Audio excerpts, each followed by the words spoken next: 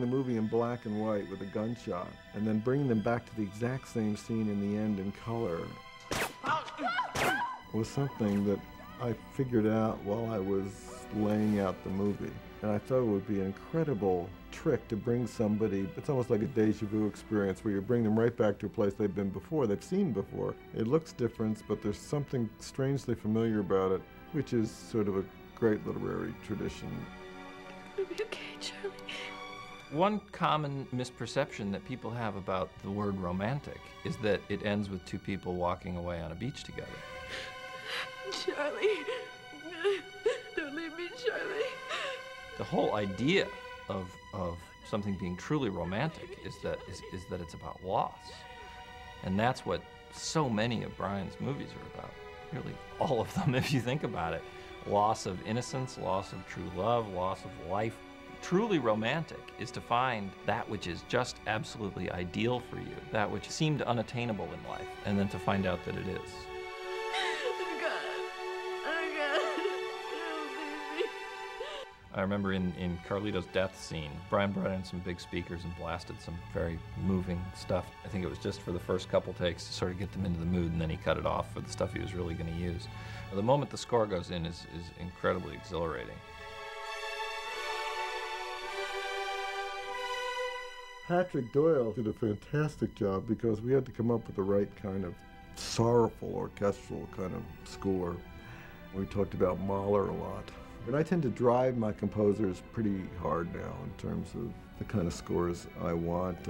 I'm very familiar with the whole process now. I'm not interested in a cut and paste score where they just sort of follow whatever temp track you put in. The really great composers never even listen to temp scores.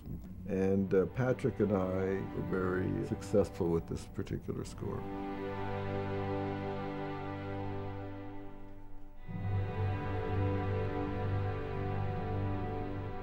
I was surprised by some of the negative reviews we got on Carlito. A few weeks before it came out, Brian said, listen, don't get your hopes up too high, because I'll tell you how it's going to break. He said, here's what the media wave will say. Al sucks because he just won the Oscar, so it's time for him to be down.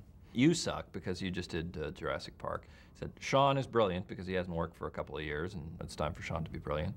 And me, they're pretty good, but because they kicked the shit out of me on Bonfire of the Vanities and Raising Cain, but they still don't want to fully embrace me, so I'll sort of get away with it.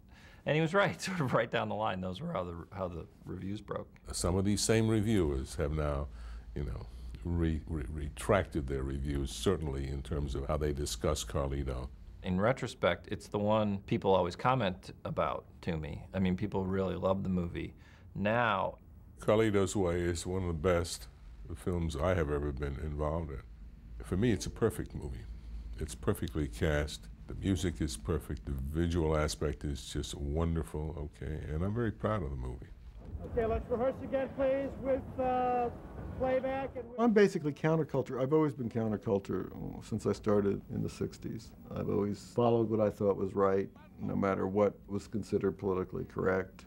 I'm the one that has to sit in the end and look at my movies and either be satisfied with them or dissatisfied with them. And when I was looking at, you know, Carlito's Way, I just got a new computer and it has a DVD player on it. And I said, well, what's this? Let's look at this DVD. And I started to look at the beginning and I said, this is really good. It's great when you get so far away from the movies, you look at them like you're just watching, you know, a great old movie. And you go, wow, who did this? This is good. The best part is basically writing the script or storyboarding the sequences, trying to figure out how to shoot everything, going to the locations. When it's all in your head and you see all the images being assembled in a way that they have infinite possibilities. The making of the movie is, you know, something Truffaut, I think, said, you know, you have to, you know, you're basically trying to get just 50% of what you have in your mind and then you'll be happy. It's basically, you're settling. Sometimes you're surprised and it's better than what you imagine. But it's, again, it's a great struggle between the realities of the filmmaking process and trying to keep this vision in your head and getting it on film. And it's either works or it doesn't work. And the movies basically have to stand up for themselves. I mean, anybody who's watching them in 10 or 20 years is basically the key. And I think this DVD revival is what it's all about.